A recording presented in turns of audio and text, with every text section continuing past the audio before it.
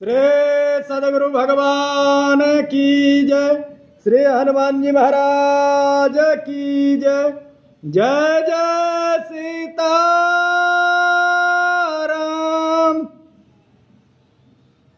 विनय पत्रिका में बाबा कहते हैं, बड़ा ही सुंदर भाव है।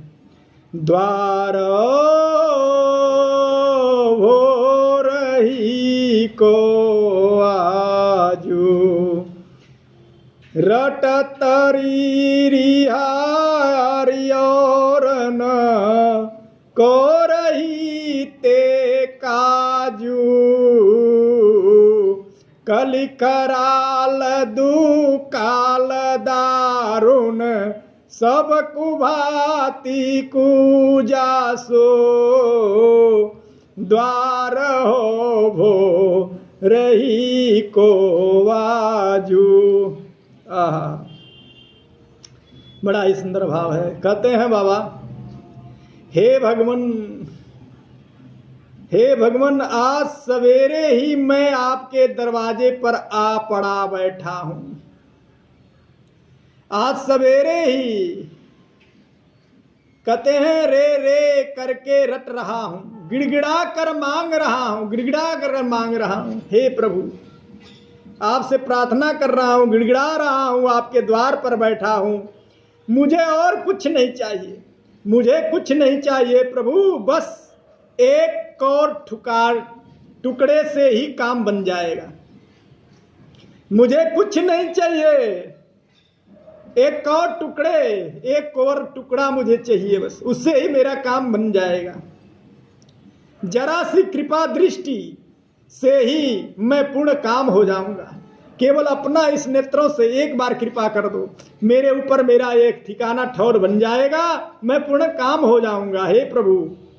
फिर पहले पद में कहते हैं, यदि आप यह कहें कि कोई उद्यम क्यों नहीं करता, यदि आप कहें हमें कोई उद्यम क्यों नहीं करता, कोई कार्य क्यों नहीं करता, गिड़गिड़ा कर भीख क्यों मांगता है, क्यों भीख मांगता है, अगर आप ये हमसे कह सकते हैं तो इसका उत्तर यही है कि इस भयंकर कलिकाल में, कलयुग में उत्तम साधन रूपी उद्यम का बड़ा ही दारुण दुर्भिक्ष पड़ गया है।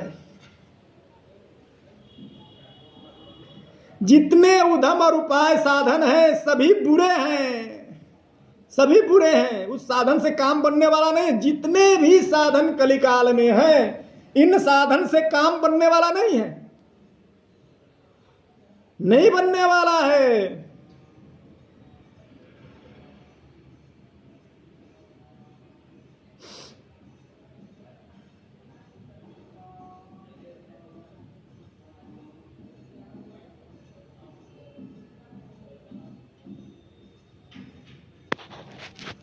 कहते हैं जितने साधन हैं कोई भी निर्विघ्न पूरा नहीं होता। इससे आपसे भीख मांगना ही मैंने उचित समझा है, इसीलिए मैं आपसे भीख मांग रहा हूं, उचित समझ रहा हूं। कहते हैं कलयुग योगी मनुष्यों को करतूत तो नीच है, दिन रात विषयों के लिए ही पाप में रत रहते हैं। जो कलयुग के हैं लोग,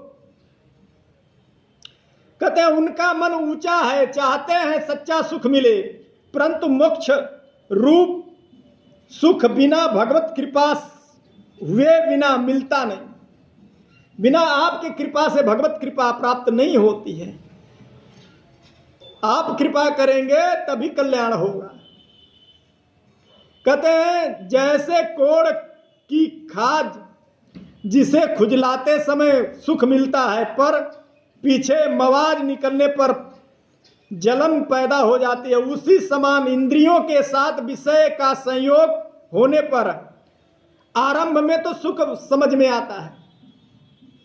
कैसे? जैसे कोड़ हो जाए और खुजली हो तो खजलाने में बड़ा सुंदर लगता है, लेकिन जब मवाज निकलता है और जलन होता है तो दुख होता है। वैसे ही यह विषय भोग है।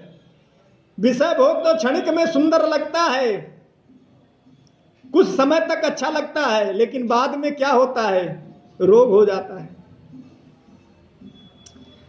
कहते हैं जलन हो जाती है। उसी तरह इंद्रियों के साथ विषय संयोग होने पर आरंभ में तो सुख मिलता है, परंतु परिणाम में महादुख भोगना पड़ता है, होता है, महादुख उठाना पड़ता है, दुख ही नहीं महादुख।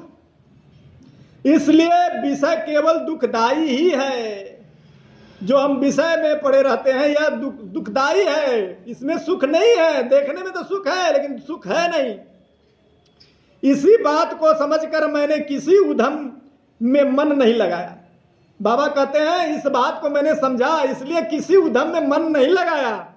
मैंने हृदय में डरकर कृपालु संत समाज से पूछा, कहिए मुझ सर के उधम हीन को भी कोई शरण लेगा? संतों ने कहा, एक स्वर से यही उत्तर दिया, एक कौशलपति महाराज श्री राम जी हैं, ऐसे के शरण में रख सकते हैं।